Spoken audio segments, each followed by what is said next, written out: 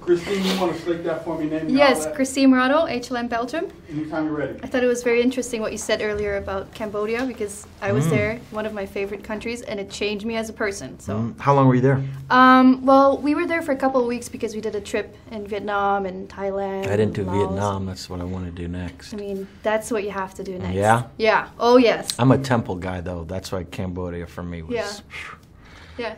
And amazing. It's inspiring. So. I know, and the people are just the sweetest. Can't imagine nicer people on earth. Yeah. They lost so much, I and know. yet they're so appreciative of everything you have, even though they don't have a lot. I know. Anyway, congratulations on this movie. I loved it. It's a phenomenal experience to watch this. But to actually be in it, that must be a surreal experience as well.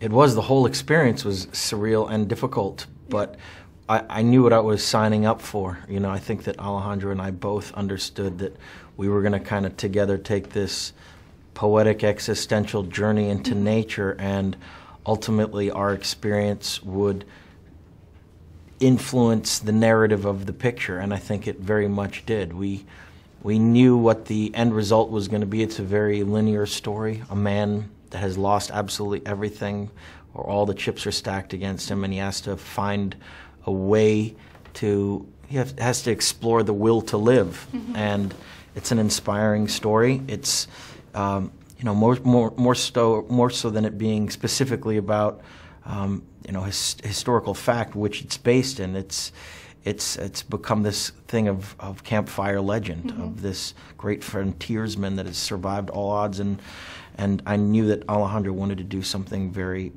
poetic with that journey, and he accomplished it. And you cannot just do a movie like this and just walk off set and be like, okay, I'm fine, you know, this is it. Let's just go back to reality. On what level did this movie change you, like, emotionally?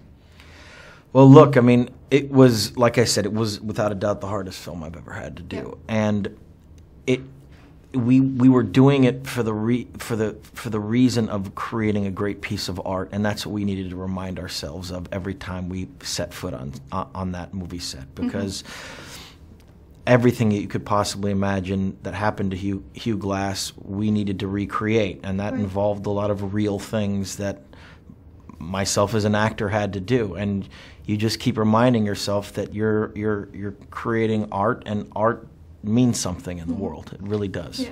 You know, they say that the best teachers in life are, there's three of them. It's hardship, well, you know, empty pockets, heartbreak, and failure. But what or who is the best teacher in your life? Who's my best teacher? My father. Yeah, I would definitely say my father. Can you elaborate on the relationship that you have with your dad?